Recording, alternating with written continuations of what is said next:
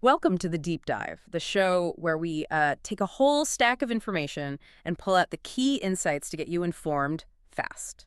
You ever wonder how your favorite streaming service just works? Even when seemingly everyone is watching the same big game or maybe a huge concert stream. Right, or how you can be frantically clicking away on a huge shopping site during Black Friday, and it somehow doesn't just, fall over. Exactly. It feels like it should break, but it doesn't. It seems like magic, but, well, it's really not. It's this incredibly smart traffic management working constantly behind the scenes. Unsung heroes, really. But that's precisely what we're diving into today. We're focusing on that unsung hero, a critical component of the internet, the load balancer. And believe me, it's way more than just some network box. Our mission really is to demystify these things for you. We'll break down what they do, how they came about, their whole evolution, and explore why they're just so indispensable today. Plus, we'll look at where they're heading. The goal is you walk away really understanding this fundamental piece of modern tech infrastructure. Exactly. Properly informed. And when we say critical, we really mean it. The numbers are staggering. Check this out. The global market for load balancers, valued at about $5.5 billion in 2024. Which is already pretty big. Right. But it's projected to soar, really skyrocket, to around $20 billion by 2034. That's a compound annual growth rate, a TAGR of 13.5%. Wow. That kind of growth tells you everything. It's not just a niche tech thing anymore. It's fundamental, absolutely vital to how we live online. It really is. So, okay, let's start at the beginning. What is a load balancer exactly? At its heart, it's basically a smart intermediary. Think of it like an incredibly efficient traffic controller for network requests. Okay, a digital traffic cop. I like that. Yeah, it could be a physical device, a box, or it could be software, or even a cloud service. Its main job is to intelligently distribute incoming network traffic across a whole group of back-end servers or applications. So it spreads the work out. Exactly. Spreads the load, hence the name. It makes sure no single server gets completely overwhelmed. So it's not just sending requests randomly. It's making smart choices based on what? Server health. Load. Precisely. Its fundamental goal sounds simple, but it's incredibly important. Prevent any single server from becoming a bottleneck, or worse, crashing. But it's more than just preventing failure. It's about optimizing how all your server resources are used, minimizing response times for users, making things feel fast, and critically, keeping everything highly available, ensuring the service stays up. And the amazing part is, as a user, you don't even know it's there, right? It's transparent. Totally transparent. It just handles the traffic smoothly behind the scenes, that seamless experience. That's often the load balancer doing its job perfectly. Okay, so let's talk benefits. You mentioned high availability. That seems huge. Oh, it's massive. That's the first pillar, really. High availability. Load balancers constantly check the health of the servers behind them. If one server starts struggling, maybe it's slow or unresponsive, or it just fails entirely. It stops sending traffic there. Instantly. It routes around the problem server, setting new requests only to the healthy ones. This eliminates what we call single points of failure. One server dies, the server stays up. As a user, you likely wouldn't notice a thing. Which is a world away from the whole site going down because one machine failed. Okay, what's next? The second big one is scalability. This is absolutely key for growth. It's not just about handling a sudden spike like, tickets going on sale. It's about handling long-term growth efficiently. How does it help with that? Well, when traffic increases, instead of having to buy a single, much bigger, much more expensive server that's vertical scaling, you can just add more standard, relatively inexpensive servers to your back-end pool. Ah, so you scale out instead of up. Exactly. That's horizontal scaling. The load balancer automatically sees these new servers and starts distributing traffic to them. It's way more cost-effective, flexible, and actually more resilient, too. Makes sense. More servers mean if one fails, it's a smaller part of the whole. And the third benefit? Optimal performance.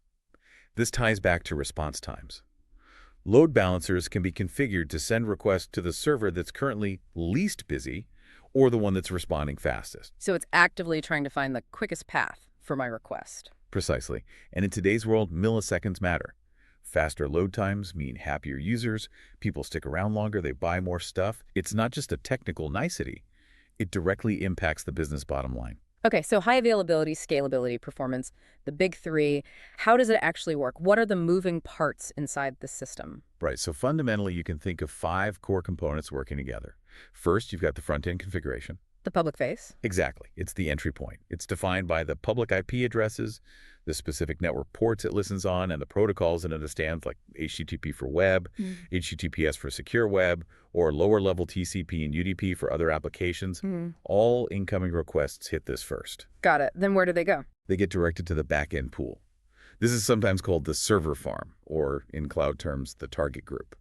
It's just the collection of actual servers, could be physical machines, virtual machines, containers, whatever, that are ready and waiting to do the actual work to process the request. The workforce, basically. The workforce, yeah. Managed by the load balancer. And how it manages them, how it decides which server gets the next request, that comes down to the third component, the load balancing algorithms. Ah, the brains you mentioned earlier. Yep, that's the brain. It's the set of rules or logic the load balancer uses to make distribution decisions. There are several different algorithms, each with its own strengths. We can definitely dig into those specifics later. Okay, cool. What else? Number 4 is crucial. Health monitoring, or health checks. The load balancer isn't just blindly sending traffic. It's constantly checking if the backend servers are actually healthy and able to handle requests. How does it do that? Bing them. It can be as simple as a ping, or a TCP connection check, or even making an actual HTTP request to a specific page on the server and checking for a valid response. If a server fails these checks repeatedly, It gets taken out of rotation. exactly, it's marked as unhealthy, and the load balancer stops sending traffic its way until it recovers and starts passing health checks again. This prevents users hitting a dead or struggling server. Smart. And the final piece. Session management. This is really important for applications where the user's state matters across multiple requests. Think about an online shopping cart. Right. You add something, click around, add something else. You need the site to remember your cart. Precisely. If each click sent you to a different server, and those servers didn't know about your previous actions, your cart might suddenly appear empty. Session management techniques ensure that all requests from your specific session consistently go to the same backend server for the duration of your visit. Okay, that makes sense. So front-end, back-end pool, algorithms, health checks, and session management. Those are the key building blocks. That's the core architecture, yeah. Now, you mentioned these things evolved. How did we get from basic server overload problems to the sophisticated systems we have today? Oh, it's a fascinating journey, really. Load balancing grew up alongside the internet itself. We can kind of break it down into 3 main generations, each tackling the big challenges of its time. Okay, let's hear it. Generation 1. So, first generation, think roughly 1996 to 2004. This is the hardware-centric era. It was driven by the sheer explosive growth of the early commercial web. Suddenly, popular websites had way more traffic than a single server could possibly handle. The dot-com boom problem. Your site is popular, now what? Exactly. The solution back then was dedicated hardware. Specialized boxes, appliances built for one purpose, managing network connections and distributing them across multiple servers. Companies like F5 Networks, with their famous BigGIP and Cisco systems, were pioneers here. They built the physical gear that allowed early web giants to scale. So expensive, specialized hardware was the answer. It was the only answer, really, for serious scale back then. But then came the second generation, say 2004 to 2012. This period saw the rise of software and virtualization. Ah, VMware and similar tech taking off. Right. And this was huge because it meant load balancing didn't have to be tied to expensive proprietary hardware anymore. Suddenly, you could run powerful load balancing software on standard servers, or, more commonly, on virtual machines. Making it much cheaper and more flexible. Immensely so. This era really democratized it, and it saw the rise of incredibly important open source projects. At Proxy, which actually started a bit earlier in 2001, really gained traction. And NGINX, launched in 2004, became hugely popular not just as a web server, but as a very efficient reverse proxy and load balancer too. So open source really changed the game in this generation? Absolutely. It put powerful load balancing within reach of almost everyone. Which leads us into the third generation, from around 2012 to today. This is the era defined by cloud computing and software-defined networking. AWS, Azure, Google Cloud entering the picture big time. Massively. AWS had actually launched elastic load balancing back in 2009, kind of paving the way. But in this third generation, cloud providers started offering sophisticated, deeply integrated, managed load balancing services as core parts of their platforms. Taking the management burden away. Right. And innovation just accelerated. Netflix, famous for running at massive scale on AWS, open-sourced key internal tools like Eureka for service discovery around 2012. Then, around 2016, we saw the critical development of load balancing, specifically for containers and orchestrators like Kubernetes, essential for microservices. And now, And now, sort of 2020 onwards, we're seeing the really exciting integration of AI and machine learning starting to optimize traffic flow in totally new ways. it's quite a progression, each generation built on the last, tackling bigger scale, more complexity. Exactly. Always driven by the need for more scalability and higher availability, constantly pushing what's possible. Which brings us neatly to why they matter so much right now, more than ever, really. They feel less like an option and more like a necessity. Completely indispensable. Look at the big trends. Digital transformation and cloud migration. Almost every company is doing this. Moving apps to the cloud, building cloud native. Load balancers are the bedrock that makes those cloud apps scalable, reliable, performant. The cloud's promise of elasticity. Load balancers help deliver that. And what about microservices? Everyone seems to be breaking down big apps into smaller pieces. Right, microservices and container adoption. Modern apps are often hundreds, even thousands, of tiny services talking to each other. Load balancers are critical here for managing that complex communication, routing traffic between services efficiently. They're like the sophisticated switchboard operators in a giant distributed phone network. Keeps the chaos organized. Pretty much. Then there's us, the users. Our user experience expectations are sky high. We expect everything instantly, 247, no patience for lag or downtime. Guilty as charged. We all are. Load balancers are key to meeting those demands. And remember that stat. It bears repeating. A mere 1 second delay in page load time can slash conversion rates by 7%. Wow, that's a direct hit to the business. It's not just about annoyance, it's about revenue. Absolutely. Performance is a business metric now. And beyond performance, there's security and compliance. Load balancers often sit at the network edge, making them ideal security enforcement points. How so? Well, they can handle SSL/TLS termination, decrypting secure traffic. This takes a heavy processing load off your backend web servers. They're also a first line of defense against DDoS attacks, filtering out malicious traffic floods. And they often integrate tightly with web application firewalls, or WAFs, for deeper security inspection. So they protect the servers behind them. They do. And this helps massively with compliance for regulations like PCI DSS for payments, IPA for healthcare data, GDPR for privacy. They're a key part of a strong security posture. Okay, what other trends are making them crucial? Edge computing and IoT. As we push computing power closer to where data is generated out at the network edge, there's a growing need for lightweight, efficient load balancers that can run at the edge to minimize latency for things like connected cars, smart factories, real-time analytics. Bringing the traffic management closer to the source. Exactly. And finally, that AI and machine learning integration we touched on.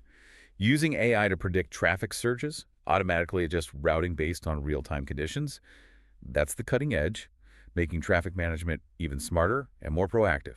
So all these factors feed into that huge market growth we mentioned, $5.5 billion now, heading towards $20 billion. Precisely. It's driven by all these trends converging.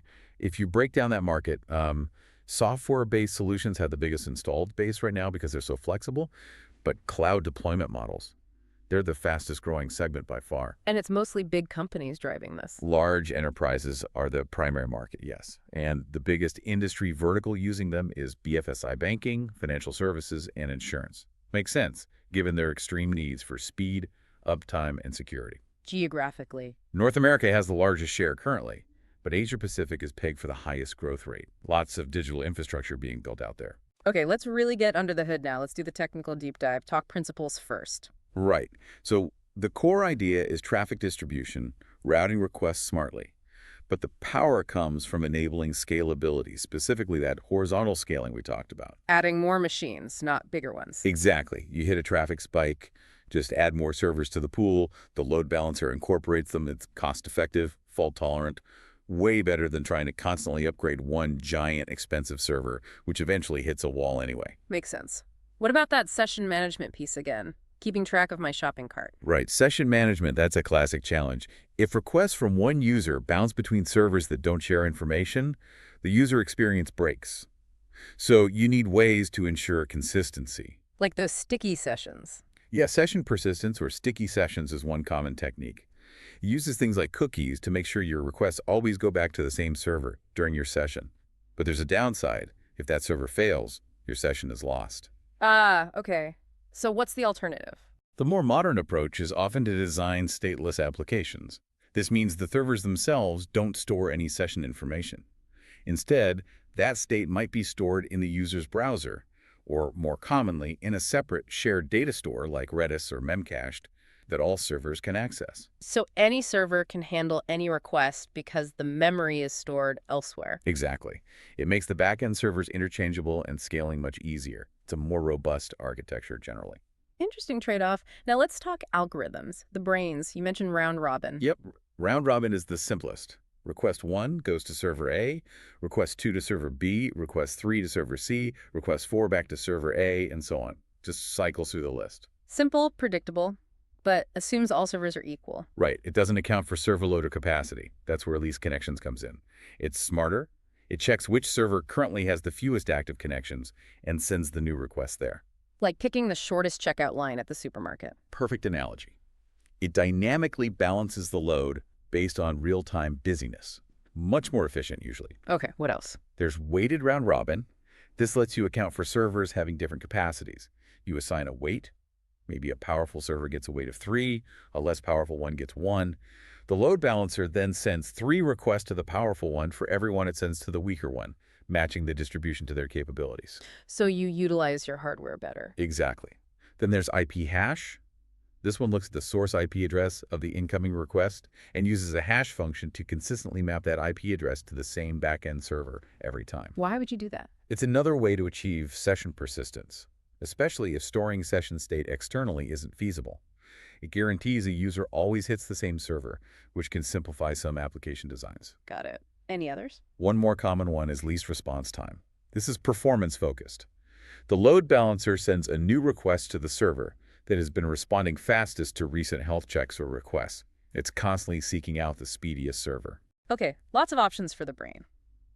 Now, I hear people talk about layer 4 versus layer 7 load balancers. What's that about? Sounds like networking jargon. It is. It refers to the OSI model layers. Layer 4 load balancers operate at the transport layer. They mainly look at TCP, UDP port numbers, and IP addresses. They basically just forward network packets very, very quickly. So fast but simple. Extremely fast. Mm-hmm. Minimal processing overhead. They can handle millions of connections per second. They don't really look Right. inside the data packets, just the address information. They act like a super fast postal sorting office, just looking at the address label. Okay, and layer 7. Layer 7 load balancers operate at the application layer. They understand application protocols like HTTP. This means they can look inside the requests at things like HTTP headers, URLs, cookies, even the request body content. So they know much more about what the request is actually for. Exactly. And this allows for much more intelligent routing. You could route images request to image servers, API request to API servers, route based on browser type, or language preference detected in headers. Much more granular control. And that enables more features, right? Absolutely. Because they understand the application traffic, Layer 7 load balancers can do things like SSL/TLS termination, data compression, content caching, and integrate with web application firewalls for security scanning. What's the catch? Slower. They require more processing power because they're doing more inspection, so they can introduce a tiny bit more latency compared to Layer 4. The choice often depends on whether you need that raw speed, Layer 4, or the smart features and content-aware routing, Layer 7. Often you see both used in different parts of an architecture. Okay, that distinction makes sense. How are these things actually deployed? Hardware, software, cloud? You've got those 3 main implementation approaches. First, hardware-based. These are dedicated physical boxes, like the F5 BAGIP or Citrix NetScaler. Purpose-built, often very high performance, predictable latency. The traditional approach. Yeah. The downside is they're expensive upfront, less flexible. Take time to procure and install. High capital expenditure. Okay, option 2. Software-based. Running load balancer software like a proxy, NGINX, or Apache's mod proxy balancer on standard servers or VMs. Much more flexible, cost-effective, easier to deploy, especially in virtualized or private cloud environments. And more accessible. Definitely. They might use more resources on the host machine compared to dedicated hardware, but the flexibility often wins out. And the third, presumably the big one now. Cloud-based. Using the managed load balancing services from providers like AWS, Elastic Load Balancing ELB, Google Cloud, Cloud Load Balancing, or Azure Load Balancer. This is huge now. Why? What's the big draw? They automatically scale with your traffic. You don't have to guess capacity. They have high availability built in across multiple data centers or availability zones. And the cloud provider manages all the underlying infrastructure, patching hardware failures. It massively reduces your operational burden. Think AWS Application Load Balancer, ALB for layer 7, or Network Load Balancer, NLB for layer 4. So convenience, scalability, reliability baked in. Pretty much, yeah. That's why they're so popular. Okay, let's talk specific tools. You mentioned HProxy, NGINX, F5. What's the ecosystem look like? It's pretty rich. On the open source front, HProxy is legendary for performance and reliability. Very versatile. NGINX is everywhere. Both the open source version and the commercial NGINX Plus, often used as a web server, reverse proxy, and load balancer. The Swiss Army knife? Kinda, yeah. For commercial platforms, F5's big IP is still a major player, especially in large enterprises needing very advanced features and support. And the cloud tools we just discussed. Right. The cloud provider tools like AWS ELB, Azure Load Balancer, Google Cloud Load Balancing are dominant for cloud deployments, due to that tight integration and management ease. What about containers? Kubernetes. Yeah, crucial area. Container orchestration platforms like Kubernetes have their own integrated load balancing concepts. Kubernetes services provide basic load balancing within a cluster. For traffic coming into the cluster, you use ingress controllers. Popular ones are often based on NGINX or aproxy or cloud provider integrations. And then you have service mesh technologies like Istio or Linkerd. These provide even more sophisticated traffic management, observability, and security between microservices running inside Kubernetes. It's load balancing at a very fine-grained level. So lots of layers of traffic management in modern apps. How do you know if it's all working well? What do you measure? Good question. You need solid performance metrics. Yeah. The most basic is request rate, RPS. How many requests per second are you handling? High-performance systems might see thousands, even hundreds of thousands. Tells you the volume. It's speed, presumably. Absolutely. Response time, crucial for users. You're typically aiming for the vast majority, like 95% of responses, to be under 200 milliseconds. And remember, even small delays cost conversions. Right, that's 7% per second stat. Ouch. What else? Error rate. What percentage of requests are failing? Ideally, this should be very low, like under 1%. High errors point to problems. Also, connection metrics. How many connections are active right now? How many new ones are being made per second? Helps gauge capacity. And the load balancer itself. Yep. Resource utilization on the load balancer, CPU, memory, network bandwidth. You want to ensure it's not becoming the bottleneck itself. Keep CPU below, say, 70% usually, to handle spikes. And finally, you monitor backend server health. Are the health checks passing? How quickly are the individual backend servers responding? Gives you the full picture. Okay, that's a lot to track, but it makes sense. Let's shift focus a bit. Where do we see these things making a real impact? What are the common use cases? Oh, they're everywhere. The most obvious is web application load balancing. Every major website, e-commerce site, SaaS platform relies on this. It's fundamental for handling user traffic, especially during peaks like sales events. Keeping Amazon up during Prime Day, basically. Exactly that kind of scale. Then, as we discussed, microservices architectures. Managing all the internal communication between those hundreds of small services. It's essential glue. What about databases? Yep, database load balancing. Spreading read queries across multiple database replicas to improve performance and availability, sometimes even handling write distribution carefully. APIs. Huge area. API gateway implementations almost always involve load balancing. They distribute incoming API calls, can route based on the API path or version, handle authentication, enforce rate limiting, protect your backend APIs. You mentioned global scale earlier. Right. Global Server Load Balancing, GSLB. This isn't just balancing across servers in one data center. It's balancing across multiple data centers, potentially worldwide. It directs users to the geographically closest or best performing data center for them, reduces latency, improves resilience against regional outages. And things like video streaming. That often involves Content Delivery Network, CDN, load balancing. CDNs have servers, edge nodes, all over the world. Load balancing within the CDN ensures you get your video stream or website assets from an edge server near you, making it fast and smooth. It really is the invisible infrastructure everywhere. Any big success stories that really highlight the scale? Netflix is the classic example, serving over 230 million subscribers globally. That's mind-boggling scale. They use a multi-layered approach. DNS load balancing directs you to the nearest AWS region, then AWS Elastic load balancers manage traffic within the region. They also built custom API gateways like Zool for their internal microservices traffic. And they open source some of that tech too, right? Ribbon and Eureka. They did. Ribbon for client-side load balancing, Eureka for service discovery, helping services find each other dynamically. It's an incredibly sophisticated, resilient architecture built heavily on effective load balancing at every level. What about other giants? Facebook? Facebook also operates at insane scale. They developed their own custom software load balancer called Shiv, handling Layer 4 and Layer 7, integrating with BGP for routing. It does things like TLS termination right at the edge, using consistent hashing to manage traffic across their vast server fleet for billions of users. Just incredible engineering. What about industries where uptime is absolutely non-negotiable? Finance? Healthcare? Absolutely critical there. In healthcare, load balancers help ensure IPA compliance, providing secure, always-on access to patient records, supporting disaster recovery. Downtime is just not acceptable. In financial services, it's about ultra-low latency for trading, high throughput for banking apps, plus robust DDoS protection and integration with fraud detection. Milliseconds mean millions in finance. Okay, how are these typically set up? Are there common patterns? Yeah, there are several common implementation patterns. A basic one for high availability is active-passive.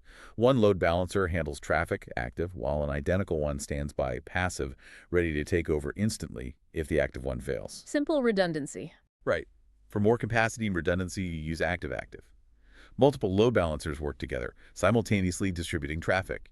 If one fails, the others just pick up the slack. More power, more resilience. You can also have hierarchical setups. Maybe a global load balancer directs traffic to regional load balancers, which then direct it to local application load balancers.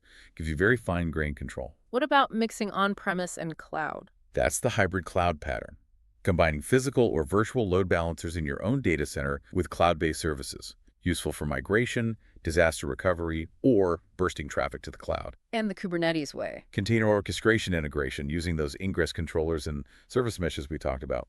Load balancing becomes part of the application definition and deployment process itself. Very dynamic. Okay, let's talk business value. The ROI. How does this actually save or make money? This is where it gets really compelling for decision makers. First, downtime cost reduction. Remember, application downtime can cost thousands, even tens of thousands of dollars per minute. Load balancers directly minimize this risk through failover and health checks, basically insurance. Preventing massive losses. What about efficiency? Huge resource utilization improvements. Yay. Getting more out of the servers you already have. Netflix reported server utilization over 50% with good load balancing compared to maybe single digits without it. That's sweating your assets effectively. Better use of investment. And then the direct impact on users. User experience enhancement. Faster load times, fewer errors. That translates directly to higher conversion rates, more engagement, more revenue. Remember, the 1-second delay costing 7% conversions. Load balancers fight that delay.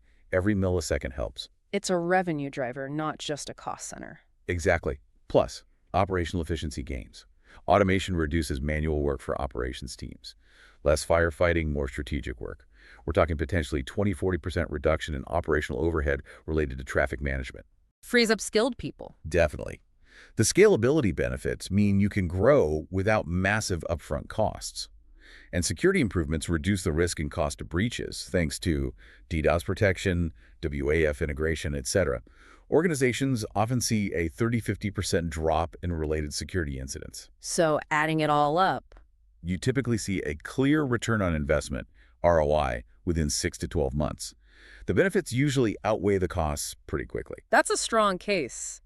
But it can't all be smooth sailing. What are the common problems, the hurdles people face? Oh, absolutely. There are definitely challenges. Operationally, those session persistence issues we discussed can be a real headache if not managed correctly. Users getting logged out, losing data, very frustrating. And the solutions were? Using cookie-based persistence, or better, external session stores like Redis, or ideally, designing stateless applications. Another common pain point is health check configuration problems. Getting those checks just right is tricky. Too aggressive, you pull healthy servers. Too slow, you send traffic to dead ones. Exactly. It requires careful tuning, maybe using multiple check types, and monitoring success rates closely. Also, SSL/TLS termination complications. Managing certificates, ensuring correct chains, keeping up with protocol versions. It's fiddly. What's the fix there? Automation is key. Automated certificate renewal, consistent configuration management, maybe using infrastructure as code, and regularly updating to support modern TLS versions like 1.2 and 1.3. Okay, those are operational glitches. What about bigger technical roadblocks? Well, the load balancer itself can become a performance bottleneck if it's undersized or misconfigured. It might run out of CPU, memory, or network capacity. How do you avoid that? Careful capacity planning, performance tuning, and sometimes using a distributed load balancer architecture, where multiple instances share the load. Another issue can be scalability limitations, especially with older hardware-based setups. Scaling them out quickly can be difficult. Where cloud solutions shine, presumably. Yeah. Exactly. Cloud auto-scaling, stateless designs, distributed architectures are the answers there. And sometimes you face latency optimization challenges. Even a well-functioning load balancer adds a tiny bit of latency. How do you minimize that? Smart geographic placement, closer to users, optimizing network paths, ensuring the load balancer itself is efficient, maybe using layer 4 where possible if features aren't needed. Makes sense. What about people problems? Organizational hurdles? Big ones often involve skills and expertise gaps. Not every team has deep networking and distributed systems knowledge needed to manage these effectively. So, training, consultants, managed services. Those are the main solutions, yeah. Then there's change management complexity. A change to a central load balancer can impact many applications, so you need careful processes.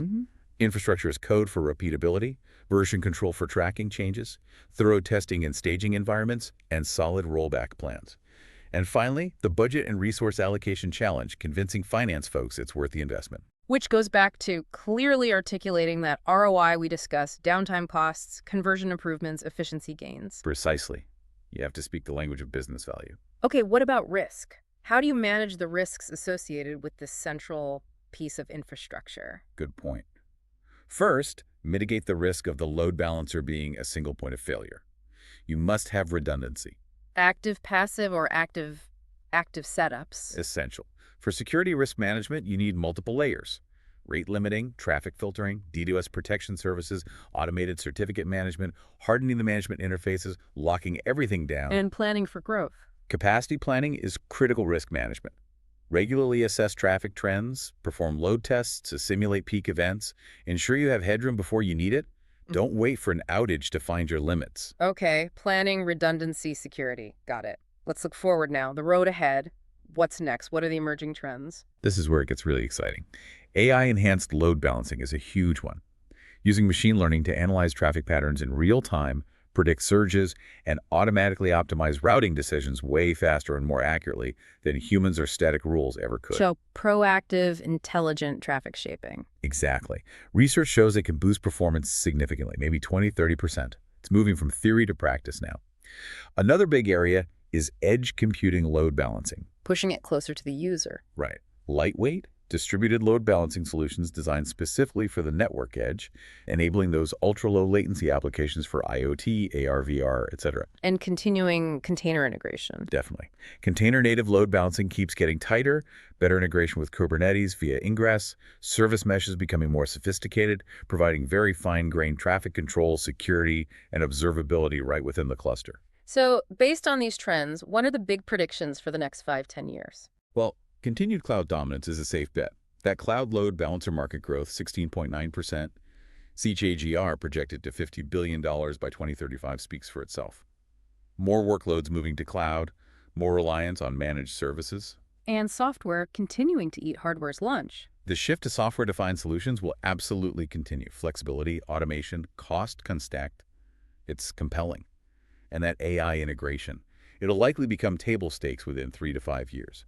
Not a fancy add-on, but expected functionality. Interesting. What else? Probably some industry consolidation as bigger players acquire niche vendors.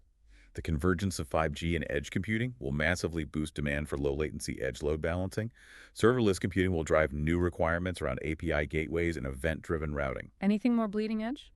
Maybe WebAssembly, WASM, adoption, allowing custom logic to run inside the load balancer data plane itself. That could unlock some really interesting possibilities for custom routing and processing. Fascinating. And areas for future research. Still frontiers left. Oh yeah. People are looking at things like quantum-inspired algorithms for optimization, really focusing on energy efficiency and sustainability of these powerful systems, plus ever-evolving security models to counter new threats. It's a field that never stands still. So wrapping this all up, we've gone from the basics through the history, the why now, the tech details, the challenges, and into the future. It's been quite the journey. The key takeaway, I hope, is that load balancers aren't just plumbing. They are the silent, essential architects making the modern digital world possible. They enable the speed, reliability, and scale we now just take for granted. That seamless experience when you stream, shop, work online, there's a load balancer, probably several, working hard behind the scenes. Hopefully we've pulled back the curtain a bit on that today. And here's a final thought to chew on.